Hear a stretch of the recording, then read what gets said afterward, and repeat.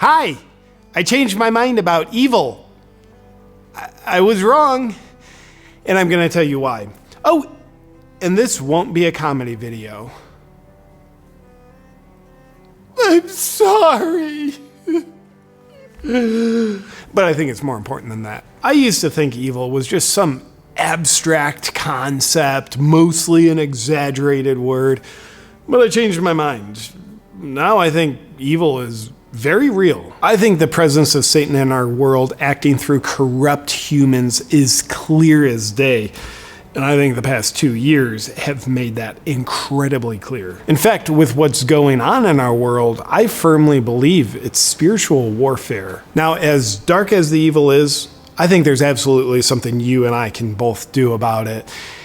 And to be honest with you, I think that good has a much better shot at winning than evil does. And in this video, I'll tell you why I think that, and also share with you at the end of the video 5 things that you can do to ensure evil is defeated and that good wins. But first, I think there's 2 types of people in this world.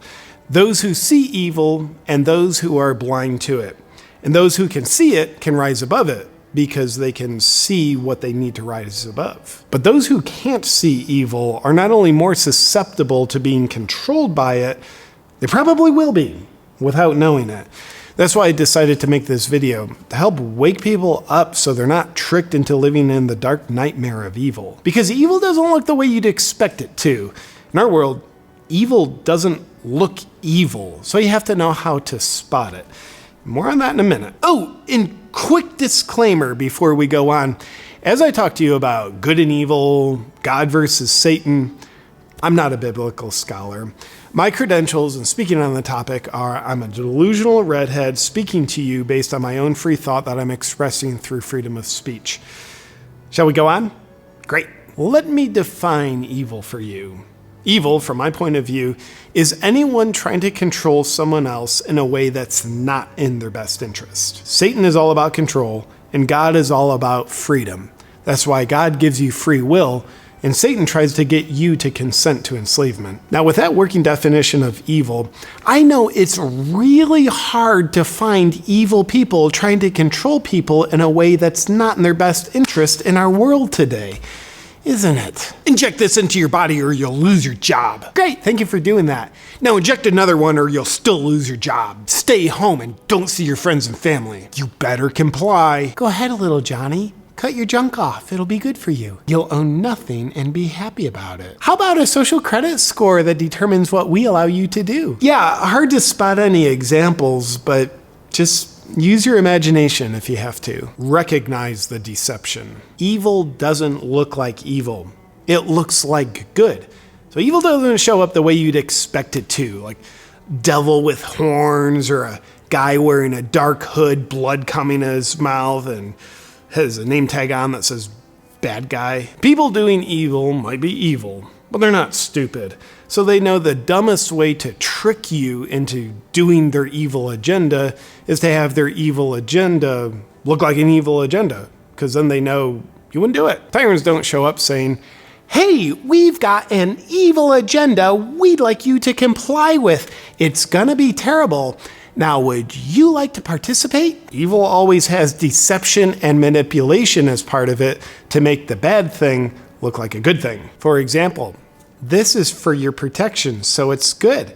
Trust us. And if you don't trust us, you're a crazy lunatic racist transphobe. Or it's got coercion laced into the deception as well. You better do this or else. And this is for your protection, okay? One of the dumbest assumptions that mostly people with blue hair make is that evil people are honest. You're being a conspiracy theorist. Klaus Schwab isn't evil. I'm pretty sure he is. So what, with his plan to help humanity by controlling every human on the planet, you think he's just lying? Yes. Making the assumption that evil people would be honest, I think comes from a noble place in people's hearts where they always try to see the best in humanity. It might surprise you, but evil people who are willing to kill men, women, and children are also willing to lie. It's surprising, I know. But lying is like the least sinful thing they do. There's a saying, the devil masquerades as an angel of light. That means people with evil agendas will attempt to deceive you by looking like a good guy that's on your side. So expecting evil to show up looking like a helping hand is probably a more accurate expectation than expecting evil to show up looking like evil. I think it's also one of the most powerful things you can do to fight evil. You're recognizing it. Evil controls the ignorant. Now, I believe that many people carrying out evil satanic agendas are doing so while having no clue that they're doing so. It's much like someone who's under mind control by the CIA or the KGB. If you ask them, hey, are you being controlled by the KGB? They would say, absolutely not. Are you nuts? That's because a poor form of controlling anyone is for them to know that you're controlling them. Because then they're better equipped to do something about it and free themselves from the control. So that means the best way to control someone is to have them to remain clueless that they're under your control. And it wouldn't surprise me if that's how the devil works. It's like if you sat down with Fauci and asked, are you doing the evil work of Satan? He'd probably say, no, and put on a mask. Well, I wouldn't put on a mask, but I'd believe him. I don't think he knows. I'm sure he knows he's deceiving people and committing crimes, but I seriously doubt he has any clue how much he's being used to carry out pure evil. Now, that's no excuse for a guy like that because he's the one allowing it to happen, so still put him behind bars. Why evildoers try to eliminate knowledge of God from our world. I'd like to share with you the Daily Wire reported on a Gallup poll that shows the belief in God has been dropping. 50 years ago, 98% of all people believe in God. But present day levels, the poll shows, just 81% of people believe in God. The poll also specifically showed that today, 94% of conservatives believe in God, while just 62% of liberals believe in God. When all this story about Jesus rising from the dead and being the Son of God, this is fake news. A passage where you say, looking at the world today, God seems to be making a comeback, but this is a mirage. God is dead. It just takes a while to get rid of the body. Not hard to imagine why this is so lopsided, as the left is implementing a very wicked agenda. For example, if you believe in God, then you can't really believe that God just mistakenly puts people in the wrong gendered body. So we'll just get you to stop believing in God so that you'll believe that a lot of people are mistakenly born in the wrong gendered body. Let's just destroy a little objective God-based truth. Oh yeah, when we do that, now we can control you. Now hear this, my friend. There's a reason why Satan-controlled people actively want to disconnect you from God. Ah, no, he's not evil. Yuval Noah Harari from the World Economic Forum. He's a good guy. But I'm sure it's the other evil people that want you disconnected from God. That's because, for one, if you're connected to God, you'll be guided by His light, not their darkness. But if you're disconnected from God, you won't be guided by God. Therefore, your obedience is a much easier target for them. It's kind of like if you stop eating healthy food, you're much more likely to be eating junk food. And two, if they get you to go blind to God, then you're also blind to Satan and therefore won't recognize their satanic ways and evil agendas. So getting you to not believe in God makes it easier for them to get you to buy in and participate in their evil agendas that they tell you are for your own good. Make sense? The evil sometimes looks insurmountable. I want to be honest with you. Sometimes when I look at the evil in the world and the power it has and the resources it has, sometimes I get forgetful for a few minutes and start to think like, man, maybe good can't overcome this. They have trillions of dollars and they control the media, they control big tech, they even control a lot of our government. We can't compete with that. But then I remember, oh, they have all that, but we have God on our side. Evil has a lot of things you can measure in the material realm, but we have God. Cool. That kind of makes me sorry for the evil people because they've got nothing compared to what we have. Freedom wins and what you can do. Here's what I believe you and I and anyone can do to disempower evil and empower good. Know your principles and values and stand for them. Give me liberty or give me death.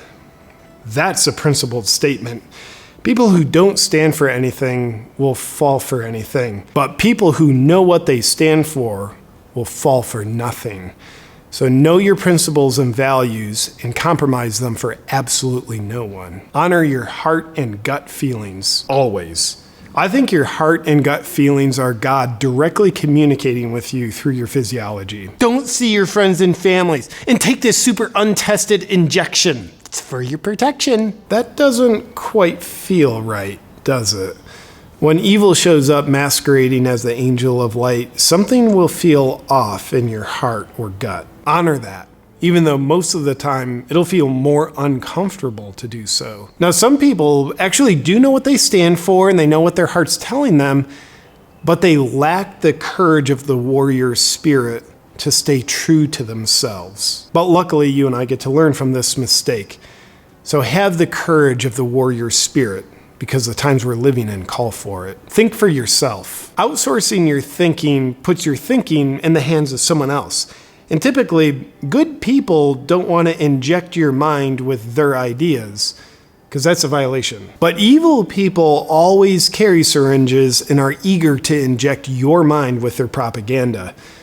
They'd even like to mandate it. See the evil. You can't get out of a jail that you don't know you're in. And that means you can't get out of an evil influence that you can't recognize. So learn to see how evil shows up and trust what you're seeing for yourself. Stay aligned. The more you and I can allow our words and actions to stay in impeccable alignment with our heart and our own critical thinking, the more we're allowing ourselves to express the will of God. But letting your words and actions fall out of alignment with what your heart and own critical thinking says means you're not letting the will of God express through you. So unapologetically keep your words and actions impeccably aligned with your heart and critical thinking. That's it. Thank you for going on this journey with me about how and why I changed my mind about evil and how I think we're living in a time of spiritual warfare between God and Satan. And with the 5 things that I believe you and I can both do to empower good and therefore disempower evil, knowing your principles and values and standing for them, honoring your heart and gut feelings, thinking for yourself, seeing the evil, and staying aligned. Please use any of them that resonate with you, because I think if we both do our part, freedom wins. In fact, I know freedom wins. Because remember at the beginning how I said Satan's all about control and God's all about freedom?